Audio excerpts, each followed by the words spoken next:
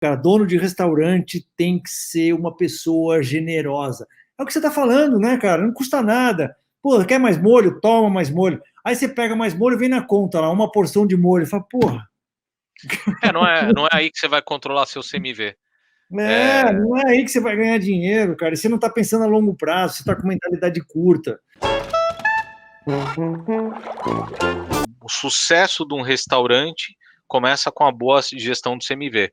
E a boa gestão do CMV é muito maior do que comprar e vender. Uhum. Porque impacta até o nível de desconto que você tem dentro de um restaurante, o nível de cortesia, o que você está fazendo, é, processos, temperatura de câmera frigorífica e câmera congelada, nível de estoque, frete. Aí tem Checklists. checklist, daí ele é saber fazer direitinho a arte. Você começa a ter um bom resultado no restaurante a hora que você domina o controle de CMV. Total. Né, e quando você. Cara, é que eu penso, quando você está falando, eu penso em todas as coisas que envolvem o CMV, e eu fico maluco só de pensar. Imagina quando a gente tem que transmitir isso para as pessoas, né? Na produção, né? As receitas de prep, do pré-preparo, o quanto que pode desviar o CMV só ali, o quanto você pode ter de desperdício, quando você passa do prep para a linha, né, de finalização, pode ter outra sequência de desperdício ali, o quanto que uma receita mal executada, o quanto que um prato que volta de um cliente pode. Cara, tem tanta coisa que pode afetar o CMV que só de imaginar isso, o trabalho que dá uma operação gastronômica é gigante, né? É, mas é o que a gente ama fazer e a diferença, o nosso Estamos negócio, aí para isso, né? nosso negócio é a arte do detalhe, né? Tem aquele ditado, né, que Deus mora nos detalhes, e no nosso negócio é isso mesmo, né? O lucro de um bom restaurante é feito na gestão do detalhe. Na gestão do detalhe não só do CMV, do atendimento, de como você constrói, e tem, quando você olha na visão do consumidor, você tem lá 20% dos momentos que cria provavelmente 80% da percepção do seu restaurante. Então, Hum. também saber o que é importante para um gestor é fundamental, que às vezes você fica preocupado com a formiga e o elefante pisa na sua cabeça, né? Me explica um pouco mais isso aí, só desenvolve um pouco. Como esses 20% da. Você está querendo dizer que 20% da experiência que o cliente tem corresponde a 80% da percepção global de qualidade que ele tem do seu negócio, é isso? Exato. Você tem Hum, momentos específicos, né? No nosso caso, que hum, você cria. E eu acho que um bom exemplo para a gente pensar, né? E eu acho que é sempre o que me instiga. Você olha a experiência de quando você vai com as crianças para Disney, né? hum. Então você vai num parque que é caro. O clima ou é muito quente, muito frio. Raramente você está numa boa temperatura. Você pega horas e horas de fila, Uhum, né? A comida não é grande coisa. uhum. Compra um brinquedinho, você deixa um rim, que é caro, e você sai dessa experiência da Disney, né? Voltando ao nosso velho mundo de parque, Polite, e você quer voltar. Uhum. E aí, quando você começa a pensar nessa experiência, você teve lá 20% da experiência que marcou tanto, que foi tão relevante, que Hum. fez a conexão emocional com você, que você conseguiu posicionar o propósito, a experiência do parque, e aí que vai. E no restaurante é a mesma coisa. No Então, nosso mas como que caso, o operador ele single out esses 20%? ele tem que entender, primeiro, qual o posicionamento da marca e do restaurante. Hum, Quais são os produtos icônicos, né? Quem tenta fazer tudo muito bem não faz nada bem, né? Você pode hum, fazer qualquer coisa, mas não dá para fazer tudo. Então eu vejo hum, é, menus enormes. Então no que você vai stand out? E hum, naquilo você não pode abrir mão de qualidade, de execução e garantir que acontece. hum, E criar momentos que sejam memoráveis dentro da experiência para o cliente. No nosso caso, você tem dois grandes momentos. O primeiro é hum, quando o pão australiano chega à mesa do cliente e a uhum, gente crava a faca na uhum, tábua, que isso é um modo que os aborígenes usam para desejar um bom apetite para as pessoas. aham, E o parabéns é outro, e eu posso citar vários se você perguntar dentro do Outback ou pedir indicação onde é o banheiro, a gente te leva até a porta do banheiro. Então No supermercado, o cara vai até a prateleira com você. Exato. São pequenos momentos que você tem que ter execução que marcam e que estão ligados ao propósito e à experiência que a gente tem muito claro com Outback e com a Abbraccio também a gente tem criado.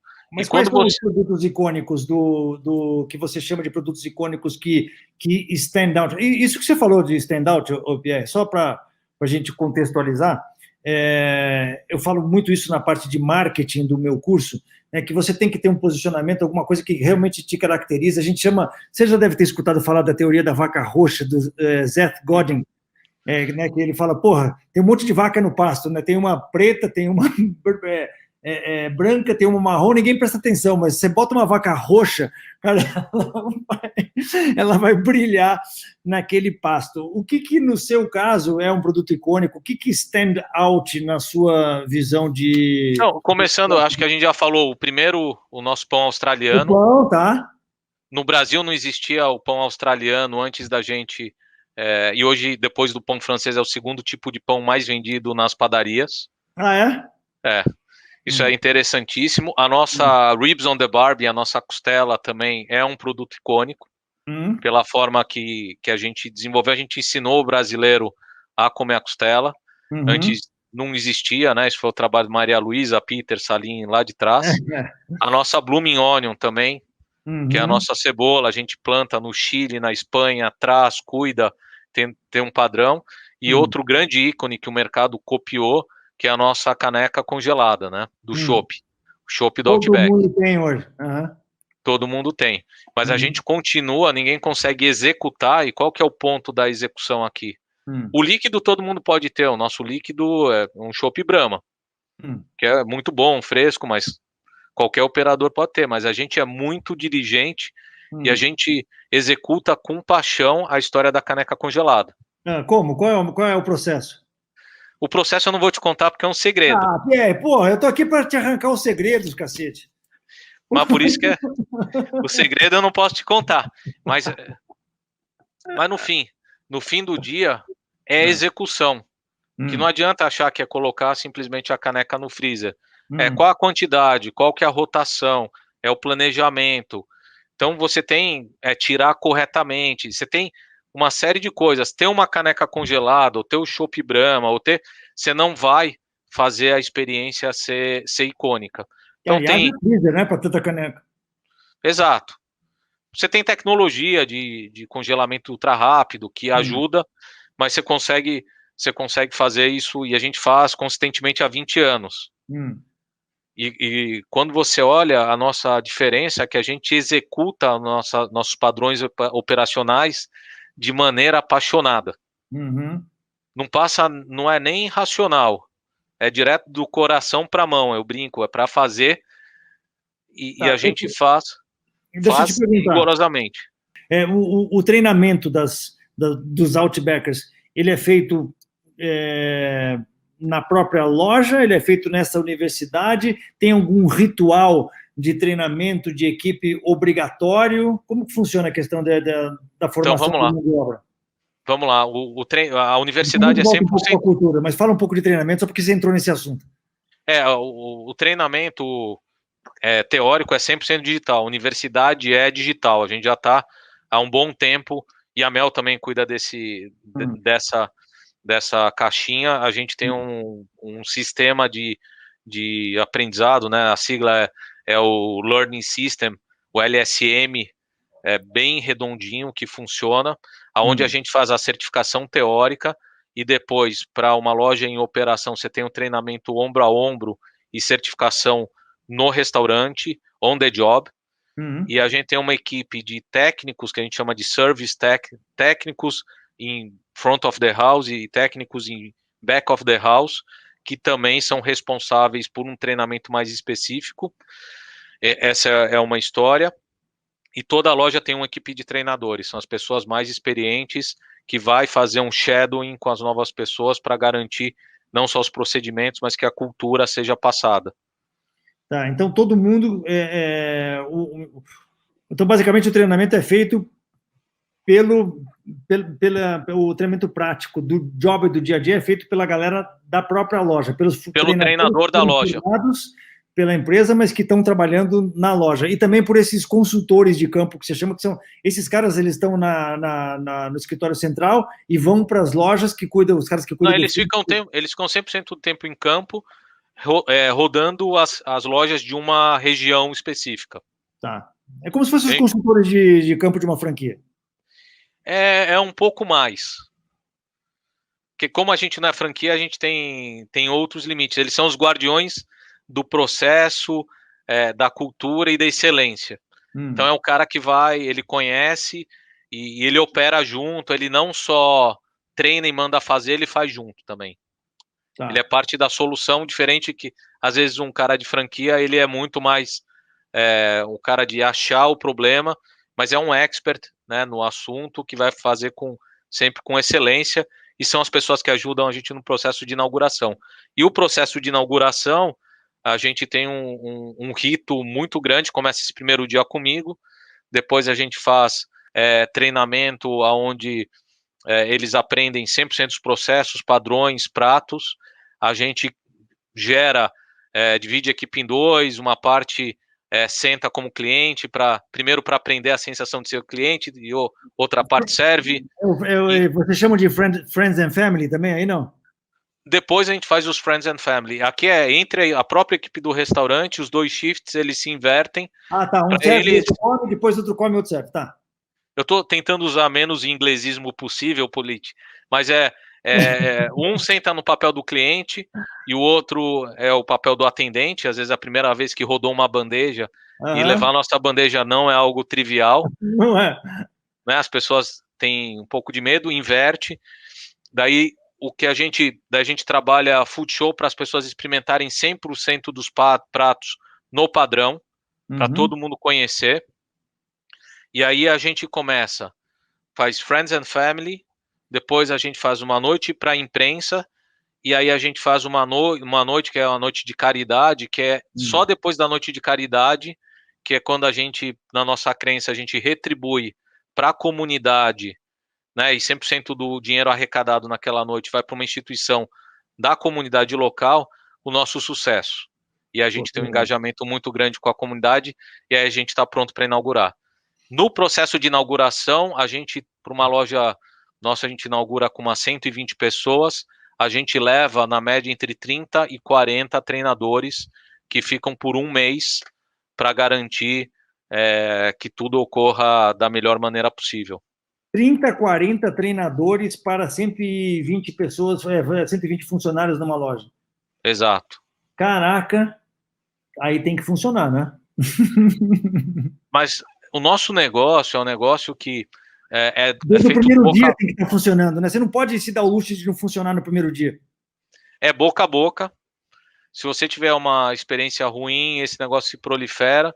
Então você tem que inaugurar bem robusto, com certeza que todo mundo está treinado, que você tem um suporte suficiente para garantir que você seja consistente. Esse é um grande sucesso, por isso que a gente começa já operando no nosso padrão.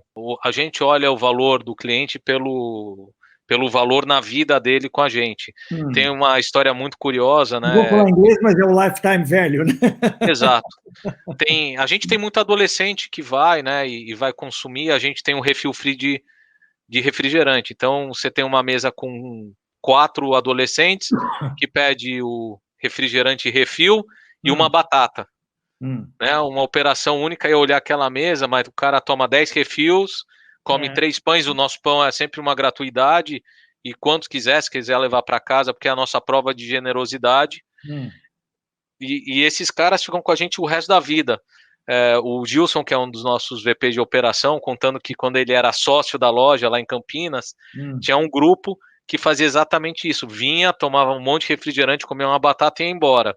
Se você olhar ali aquela transação, você vai falar, puxa, perdi dinheiro.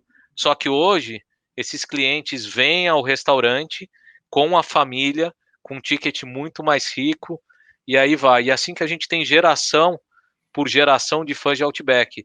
Então, se você olhar aquela experiência única, você não pode, principalmente o nosso negócio, e medir, e às vezes é, eu vejo, tem restaurante que eu sento e eu peço um molho extra, o cara me cobra uma fortuna. A Hum, gente vai entregar quantos molhos extras o cliente quiser. Esse é o menor custo que eu tenho de aquisição de cliente e o cara, melhor jeito de criar lealdade.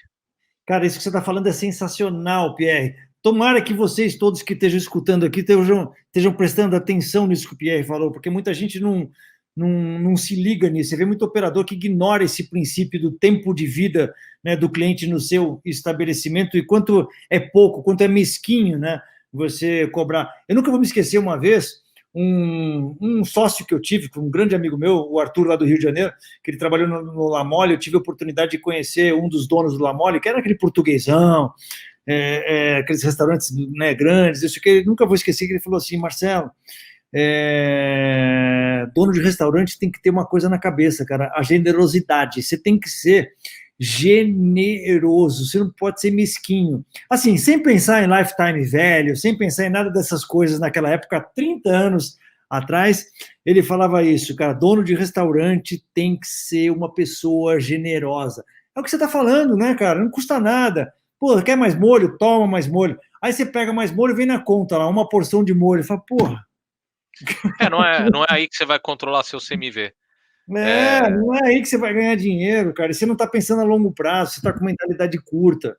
Puta, tomara que a galera preste atenção nesse ponto. Deixa eu marcar aqui 1h12. Porque depois eu marco, eu falo, galera, presta atenção, 1h12. Ô, Pierre, e o deixa nosso, eu.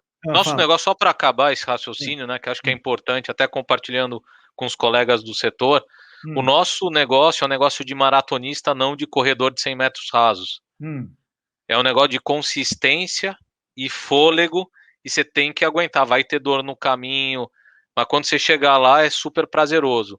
Quem achar que vai entrar no setor de restaurantes e vai ter uma rede enorme, né? O Outback tem esse tamanho depois de 20 e tantos anos hum, trabalhando de maneira consistente, né?